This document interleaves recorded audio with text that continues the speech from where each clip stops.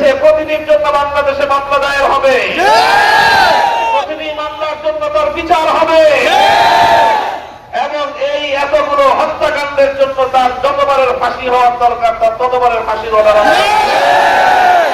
আর এই হত্যাকারিণী, এই ঘাতক শেখ হাসিনাকে ফিরিয়ে এনে বাংলার মাটিতে তার ন্যায় বিচার নিশ্চিত করার দাবি আমরা জানাই। প্রিয় সাথী ও বন্ধুগণ, কথা আমি আর দীর্ঘায়িত করছি না, আপনারা দীর্ঘ সময় ধরে অপেক্ষমান ছিলেন, শুকরিয়া আদায় করি। শুধু একটি পথ সভা করে শুধু 2 বার 3 বার স্লোগান দিয়ে ঘরে ফিরে গেলে চলবে না। স্বাধীনতা অর্জন করাটা যত কঠিন, স্বাধীনতা রক্ষা করা তার চেয়ে বেশি কঠিন। কাজে আজ বাংলাদেশে, গোটা দেশে যে কোনো নৈরাজ্য সৃষ্টির পায়তারা ষড়যন্ত্রকে শক্ত হাতে মোকাবেলা করতে হবে। আজকে হলো 14ই আগস্ট, আগামীকালকে 15ই আগস্ট, পরশুদিন 16ই আগস্ট। এই 3 দিন বিশেষ করে আপনারা এলাকায় এলাকায় পাহারা দিবেন, আপনারা শোভাযাত্রা করবেন, সোচ্চার থাকবেন, সচেতন থাকবেন, যেন পরাজিত ফ্যাসিবাদী শক্তি আবার যেন এই জাতির বিরুদ্ধে কোনো প্রতিশোধ গ্রহণ করতে না। দেখেন, এদের রক্তের মধ্যেই প্রতিশোধ পরায়ণতা আছে। 75 সালে যখন 15ই আগস্টের ঘটনা সংঘটিত হয়, তারপরে এই শেখ হাসিনা গণমাধ্যমে ঘোষণা করেছিল এই জাতি তার বাবাকে হত্যা করেছে, এই জাতির কাছ থেকে, বাংলাদেশের মানুষের কাছ থেকে সে তার প্রতিশোধ নেবে। এটাই ছিল তার রাজনীতির মূল উদ্দেশ্য। দেশের মানুষের কল্যাণ করা তার রাজনীতি ছিল না, তার রাজনীতি ছিল শুধুমাত্র তার পিতার হত্যাকাণ্ডের প্রতিশোধ গ্রহণ করা। সেটাই সে করেছে। এদেশের মানুষকে জ্বালিয়ে পুড়িয়ে ছারখার করে দিয়েছে, এদেশটাকে একটা মৃত্যু পরিণত করেছে। কিন্তু সে চিন্তা করে নাই যে তার বাবাকে এই জাতি কেন হত্যা করেছিল, এ জাতির মানুষ কেন তার বাবাকে হত্যা করেছিল।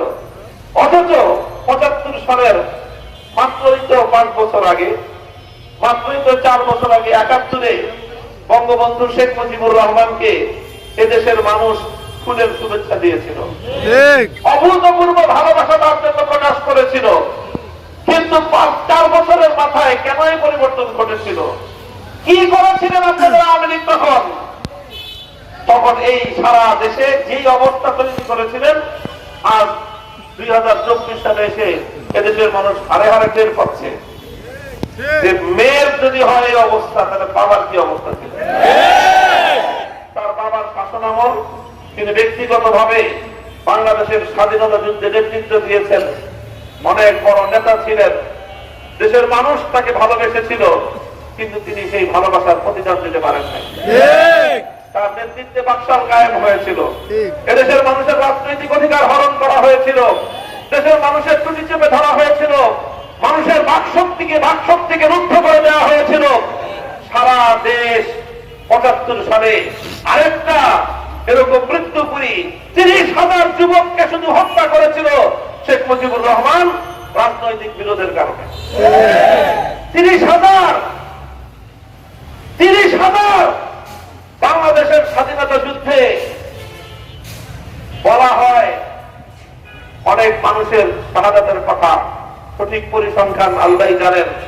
কিন্তু স্বাধীনতা পরবর্তীতে শুধু শেখ মুজিবুর রহমানের সঙ্গে রাজনৈতিক বিরোধ থাকার কারণে 30,000 যুবককে ঘর থেকে তুলে নিয়ে হত্যা করেছিল। সেই কারণেই 75 আগস্ট 15ই আগস্ট সংগঠিত হয়েছিল। আপনার দল, আপনার বাবা এবং তার সাঙ্গপাঙ্গরা কি অন্যায় করেছিল সেটা লক্ষ্য করবেন না। শুধু আপনার বাবাকে হত্যা করা হয়েছে, সেই প্রতিশোধ পরায়ণ হয়ে তিনি রাজনীতিতে আসছেন। আর বিগত সেই 81 সাল থেকে 24 সাল